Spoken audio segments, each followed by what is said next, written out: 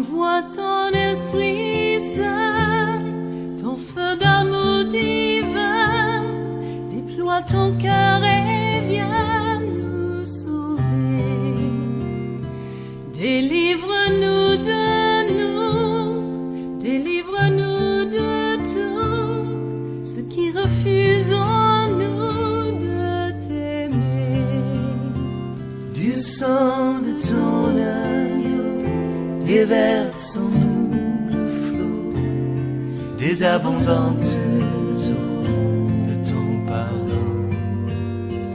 Viens inonder nos vies, restaure-nous, guéris ton Église.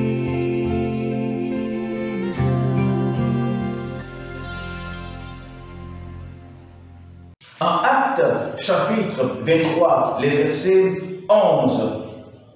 Le Seigneur lui-même, selon les Écritures, va apparaître à Paul lorsque les pharisiens et les scribes seront en train de vouloir lui ôter la vie. Ils ne pourront pas le faire grâce à un groupe de personnes du milieu d'eux qui vont intervenir et finalement les Juifs vont aller le remettre aux Romains afin de pouvoir l'emprisonner ou bien de pouvoir lui ôter la vie en accusant, n'est-ce pas, Paul de fausses accusations, de faux témoignages. Donc, alors nous voyons que le Seigneur lui-même, dans ce chapitre 23, verset 11, nous allons lire la parole du Seigneur.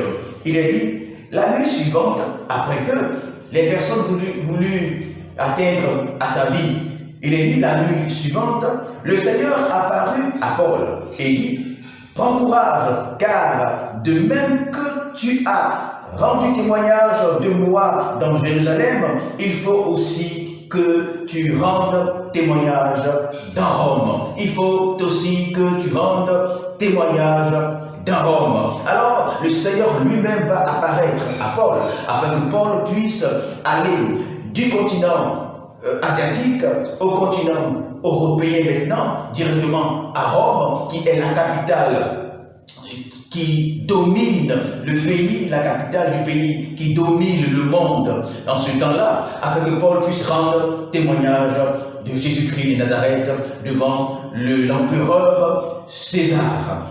Alors, la mission de ce continent asiatique sera quelque part achevée. Lorsque je parle d'achever, je parle du flambeau de l'évangile va continuer sur ce continent-là et la parenthèse, n'est-ce pas, sera ouverte, la parenthèse de l'évangile, la partie de l'évangile, l'œuvre de Dieu sera maintenant disponible. Le ciel aura choisi ce moment-là, ce moment précis, ce continent-là, afin de pouvoir poursuivre l'œuvre du Seigneur.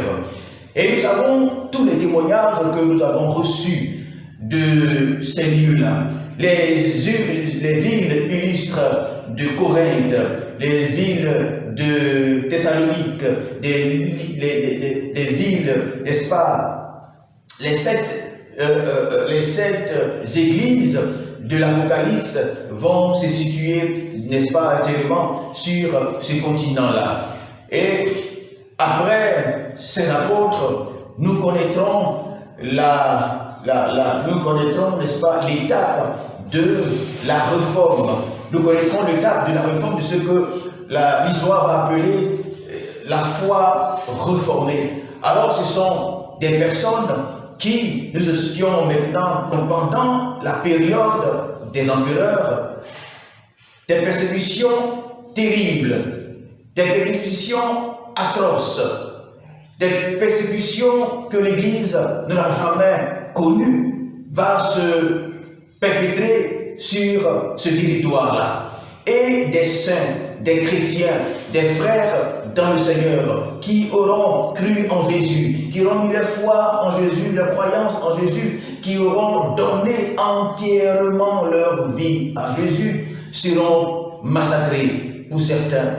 Ils seront d'abord attrapés pour leur foi. Ils seront, je dirais, forcément accusés pour leur foi. Ils seront jetés en prison pour leur foi. Ils seront martyrisés pour leur foi. Ils seront même mis à mort pour leur foi. Mais ceux-ci n'abandonneront pas le flambeau de l'évangile.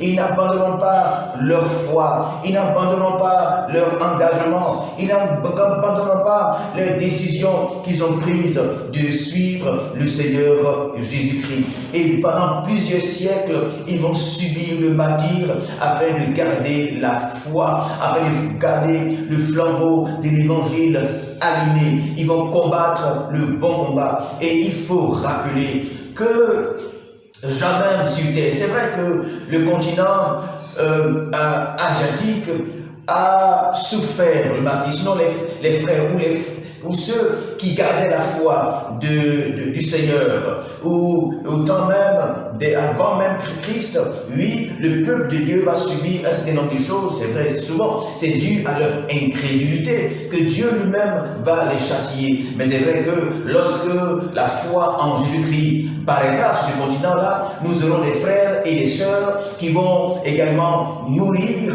pour leur foi, n'est-ce pas? Même l'apogée même, le sommet même de la persécution sera sur le continent européen, il faut-il le rappeler.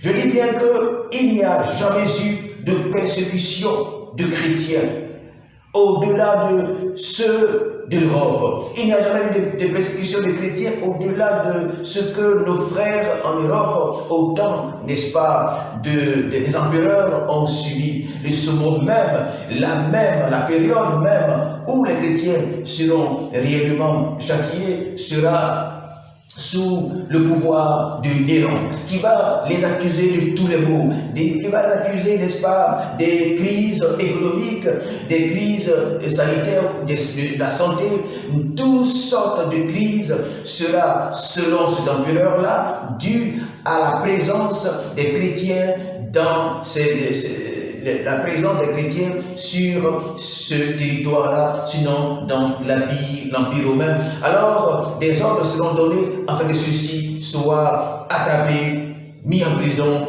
châtiés, ou pour ne pas subir toutes ces choses-là, qu'ils puissent renoncer à leur foi. Mais l'histoire nous rapporte que ces personnes-là ont tenu bon. Sinon plusieurs, ces personnes, des milliers, ces personnes-là ont tenu bon. C'est vrai qu'ils n'avaient pas forcément la Bible que nous avons, mais la lumière qu'ils ont eue leur a permis de tenir là où aujourd'hui nous-mêmes ne pourrions pas tenir. Nous bénissons le Seigneur pour leur vie. Nous bénissons le Seigneur pour la hauteur de ce combat qu'ils ont mené. Nous bénissons le Seigneur pour la dimension de leur foi. Nous bénissons le Seigneur pour l'épreuve qu'ils ont subie afin que le flambeau de l'évangile reste allumé et que l'œuvre de Dieu puisse continuer. Ils ont arrosé de leur sang, n'est-ce pas, leur terre. Ils ont arrosé de leurs larmes leur continent. Leur sang, n'est-ce pas, aujourd'hui parle encore pour eux. Il n'y a jamais eu quelque part du sang des chrétiens qui a coulé sur cette terre comme sur ce continent européen, faut-il le rappeler. Et nous croyons qu'il ne faut jamais oublier ce combat de ces grands combattants, le combat de ces héros qui ont porté de par leur vie la croix de Jésus-Christ, qui ont porté de par les souffrances le combat de Jésus-Christ, qui ont porté très haut, n'est-ce pas, le combat que Christ nous a laissé. Et leurs œuvres aujourd'hui doivent être saluées parce que c'est grâce à ce combat-là qu'aujourd'hui nous avons l'évangile, qu'aujourd'hui l'évangile nous est parvenu. Et selon les générations, Dieu apporte des personnes, Dieu suscite des personnes afin de combattre le bon combat. Aujourd'hui c'est notre temps. Il faut se rappeler qu'avant nous, il y a des gens qui ont combattu des combats illustres, des combats grands, des combats qui ont marqué de leur nom dans l'histoire de Christ, dans l'histoire de l'évangile, ce nom de ces héros de la foi que bien souvent nous passons sous silence. Or, des vieillards, des jeunes gens, des enfants ont gardé la foi. Des enfants priaient. Et il faut aussi rappeler également que les sujets de prière, ces personnes-là, n'étaient pas aujourd'hui nos sujets de prière. C'est important de rappeler ça. Ils priaient, c'est vrai, comme nous prions. Ils jeûnaient, c'est vrai. D'ailleurs, ont-ils le temps de jeûner? Parce qu'ils ne mangeaient quasiment pas. Parce qu'ils devaient être martyrisés jusqu'à renoncer à leur foi. Et ce qu'on leur disait, on ne leur disait pas d'aller adorer des fétiches, on ne leur disait pas d'aller adorer, n'est-ce pas, des démons, mais qu'ils puissent accepter la foi qui était en ce temps-là. Et c'est vrai qu'en ce temps, il y avait la foi. Et la foi qui était, la foi officielle, c'était la foi catholique. Mais ceux-ci ont, n'est-ce pas, renoncé à cette foi catholique pour accepter ce qu'ils appelaient en leur temps une foi reformée. Et pour cela, ils étaient mis pendant des années dans des chaînes, pendant des années en prison, pendant des années, ils étaient traduits devant les tribunaux afin qu'ils puissent renoncer à cette foi-là. Et c'est vrai que certains parmi eux, mais la Bible dit que, n'est-ce pas, certains des frères, pour peu de temps, vont tomber, mais ils seront relevés. C'était parmi eux, c'est vrai, pour un temps, à cause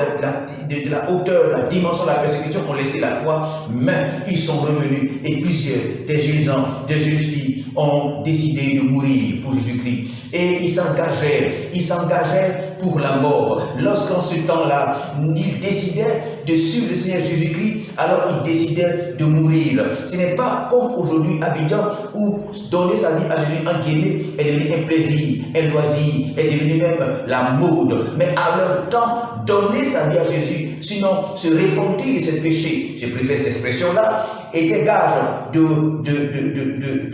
mort, était la décision de mourir physiquement, parce qu'on pouvait là t'attraper et te tuer. Mais ceux-ci ne renonçaient pas à leur foi. Et il faut aussi rappeler que les choses étaient tellement difficiles que l'évangile que nous prêchons aujourd'hui, ou la possibilité que nous avons aujourd'hui afin de prêcher l'évangile, ne leur était pas accordée. Et donc, l'évangile n'était pas prêché. Mais selon l'histoire et selon également ceux les persécuteurs, ils ont constaté qu'au fur et à mesure que ces personnes-là étaient en train de mourir, au fur et à mesure qu'ils exprimaient haut et fort devant le danger, devant la mort, devant la guillotine, devant la croix, devant, n'est-ce pas, toutes formes et toutes sortes de persécutions, le foi, il y avait encore de plus en plus de personnes qui donnaient leur vie au Seigneur, qui acceptaient de subir le martyre. Et les gens n'arrivaient pas à comprendre, car c'était réellement la démonstration que la foi, la démonstration que le Saint-Esprit était avec eux. C'était réellement la démonstration, la manifestation que le ciel était réellement réel pour eux. Ils voulaient mourir parce qu'ils voyaient Dieu. Ils voulaient mourir, ils voulaient quitter de ce monde. C'est pas comme nous, comme on dit aujourd'hui, nous disons que notre royaume est dans ce monde, est plutôt dans le royaume des cieux, mais en réalité, dans nos attitudes, dans nos sujets de prière, nous démontrons que les plaisirs de ce monde sont les choses les plus attrayantes de nos cœurs, les plus voulues. Nous jeûnons pour ces choses, mais ceux-là étaient déterminés pour mourir. Et pendant plusieurs siècles, ils sont morts pour l'évangile.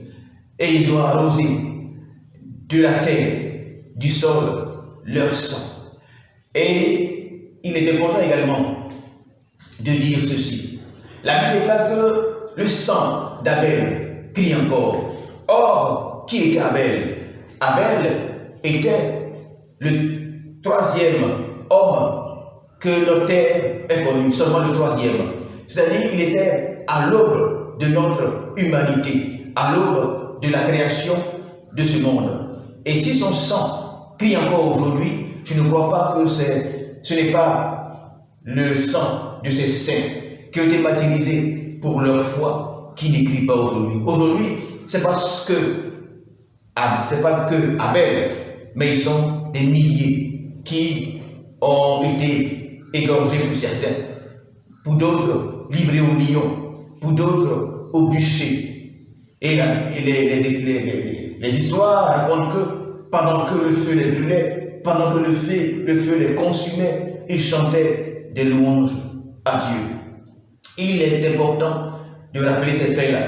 Et il est important également de mesurer notre foi pour dire que si ces moments-là arrivaient aujourd'hui dans nos villes.